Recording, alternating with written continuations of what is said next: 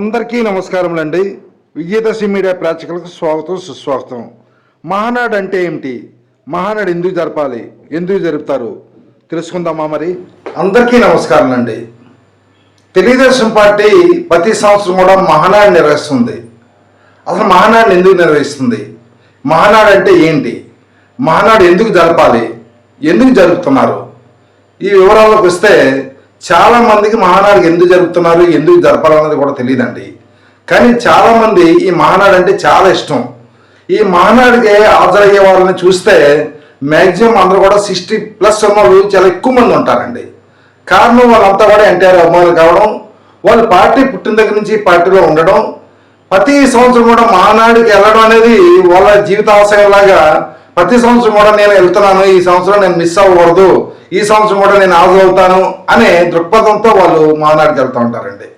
ఈ మహానాడు అనేది వాళ్ళ జీవితంలో చాలా పెద్ద పండుగ అండి. సంక్రాంతి పండుగ, ఉగాది పండుగ, దీపావళి, విజయదశమి వాళ్ళకి పెద్ద పండుగలాగా అనిపించకపోవచ్చు, కానీ చాలామంది జీవితాల్లో మహానాడు అనేది తెలుగుదేశం పార్టీ కుటుంబ సభ్యుల్లో చాలా పెద్ద పండుగ కింద మనం చెప్పుకోవాలి. మరి మహానాడుని ఎందుకు జరుపుతారు అంటే, ఏ రాజకీయ పార్టీ అయినా సరే, రిజిస్టర్ అయిన రాజకీయ పార్టీ ప్రతి 2 సంవత్సరాలకు ఒకసారి సర్వసభ్య సమావేశాన్ని ఏర్పాటు చేయాలి. ఈ సర్వసభ్య సమావేశంలో అధ్యక్షుడిని ఎన్నుకోవాలి.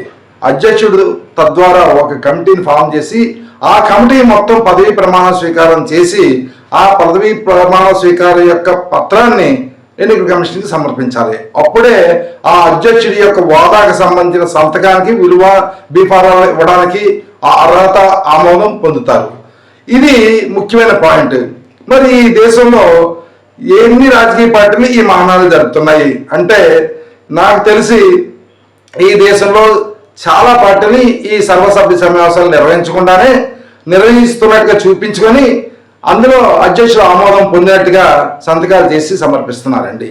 ఒక్క తెలుగుదేశం పార్టీ మాత్రమే దేశంలో ఈ రోజు వరకు 35 మహానాడుల్ని నిర్వహించి, ఈ 35 మహానాడుల్లో అధ్యక్షులు ఎన్నుకోవడం, ఆ తద్వారా కమిటీలు ఫార్మ్ చేయడం అనేది, ఇది ఒక రాష్ట్ర పార్టీ కాదండి, జిల్లా పార్టీ, అలాగే మండల పార్టీ, అలాగే గ్రామ పార్టీ వరకు కూడా ఈ ప్రక్రియని కొనసాగిస్తూ వస్తుంది.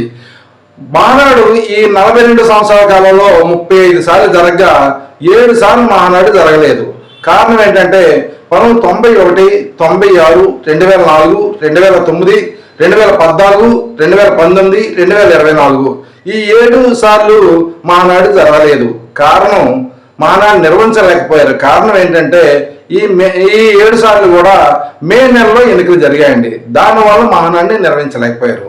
కాబట్టి ప్రతి ఒక్కరు కూడా తెలుసుకోవాల్సింది ఏంటంటే, ఏ రాజకీయ పార్టీ అయినా, అదేవిధంగా సంస్థలైనా సరే, ముఖ్యంగా రాజకీయ పార్టీలు ఇలా చేస్తేనే బీఫారాల మీద వాళ్ళ సంతకాలకు ఆమోదం కానీ, వాళ్ళ ఆర్డర్లకు ఆమోదం కానీ ఇవన్నీ జరుగుతూ ఉంటాయండి. అందుకు ఈ మహానాడిని తెలుగుదేశం పార్టీ పాటిస్తుందండి. ఈ దేశంలో 35 సార్లు మహానాడు నిర్వహించిన పార్టీ ఏదైనా ఉందంటే అది ఒక తెలుగుదేశం పార్టీ. తెలుగుదేశం పార్టీ ఈ సిద్ధాంతాలని, ఈ ఎన్నికల కమిషన్ నియమాలని, నిబంధనల్ని పాటిస్తున్న ఏకైక పార్టీగా కూడా గుర్తింపు పొందిందంటే అతిశయక్తి కాదేమో. కాబట్టి ఈ తెలుగుదేశం పార్టీ కార్యకర్తలు కానీ, తెలుగుదేశం పార్టీ నాయకులు కానీ ఎందుకు ఇంత గర్వంగా, ఎందుకు ఇంత సగర్వంగా మేము తెలుగుదేశం పార్టీ మహానాడిని ఫీల్ అవుతారంటే బహుశా ఇదే కారణం కావచ్చు. కాబట్టి మహానాడు అనేది చాలా చాలా పెద్ద పండగ, చాలా ప్రత్యేకత కలిగిన సమావేశం అన్నది అందరూ గమనించాలి, గుర్తించాలి. Thank you.